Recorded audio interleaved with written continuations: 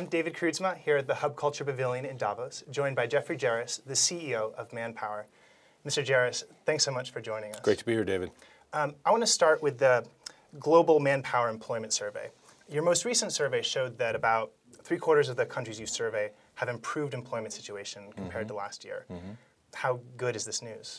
Well, you know, the survey has been going on for many, many decades, and that gives us the ability to do the comparison, particularly now when it's so important to look at where are we in relation to a recovery. And what's so interesting is that we actually are in the part where we're somewhat past the traditional recovery phase and we're into more of the normalized phase. So when we look at what the survey is saying from where hiring intentions are and the levels of hiring intention, it's actually quite positive. Now, it's positive based on a relative scale also. The emerging markets have been positive and positive for some time. The more of the emerging markets, you're seeing them move up, with maybe the exception of Italy and a few others. You're seeing them move up, but there's still some trepidation. There's still some nervousness, if you will, by employers. That's interesting. And last year, Hub Culture interviewed you, and you said that we were seeing a so-called classic recovery. That is, recovery is jobs are being created in the sectors you expect them to be in a recovery. Now, with one more year in hindsight, would you say this was a classic recovery, or was it fundamentally different? Well, you know, what I talk about in classic recoveries of where it's coming from and the speed of which it's coming from. So during this recovery, and you can say this actually across all of Asia, forget emerging markets. They recovered a little differently because their domestic markets moved up so quickly. But Western Europe and the US, absolutely was a classic recovery.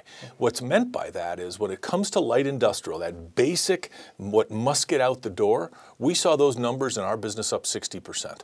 So this is clearly a breakthrough. Companies were looking at, I have more demand, but I have some nervousness.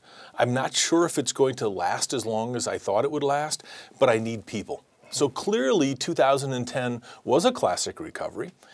Why people may not feel that is it was a little slower than normal, and it started slower. So you could go to the school of thought there's nothing classic about it. That'd be a bit of hyperbole. It really isn't true. There's classic. Light industrial started first, manufacturing kicked in, and now we're starting to see office and professional. But from a bigger picture, you are suggesting that we are seeing a very large change in the global economy. You've talked about the human age. Right. Can you expound on that? Sure. What we're seeing is that this downturn, more so than any others, put stress on everyone. The stress really is related to with how to do more with less.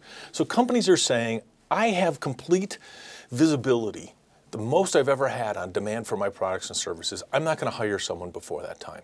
As a result, the amount of pressure put on individuals, the amount of pressure put on efficiency and productivity are creating this transformational time that says there's a step back and the companies are saying, I get it.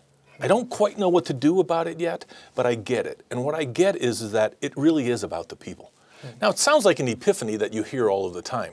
Talent and all of those, it's different at this stage. It's different at this stage because of the amount of chaos, the amount of personal chaos in people's lives, the globalization. All of these forces are really allowing companies to look back and say, this is about the human age. This is about how we are coming out of this is not going to be the iPad, though that's important. It's how I interface with the iPad as a person or as a human, if you will.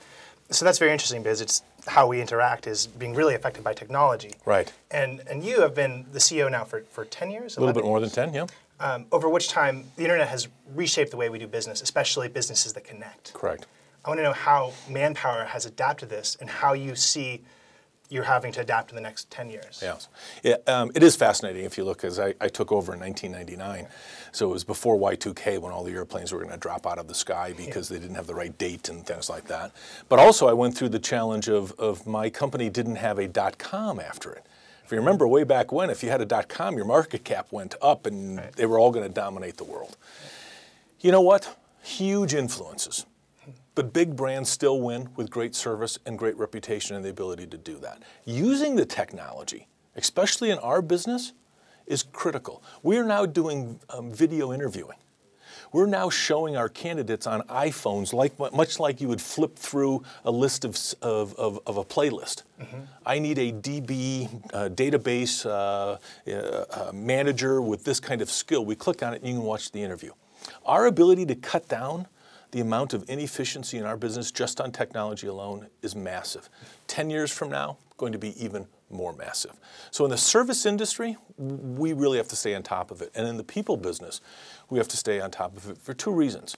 One is it affects everybody that we employ, the 12 million people that we interview, the 5 million that we employ, and it affects our clients, how they're getting work done. Now it's virtual work, crowdsourcing. All of those things affect our business, and we have to stay on top of that. Fantastic. Well, Mr. Joerres, thank you so much for joining us. Thanks for having me. I'm David Kreutzma at the Hub Culture Pavilion in Davos.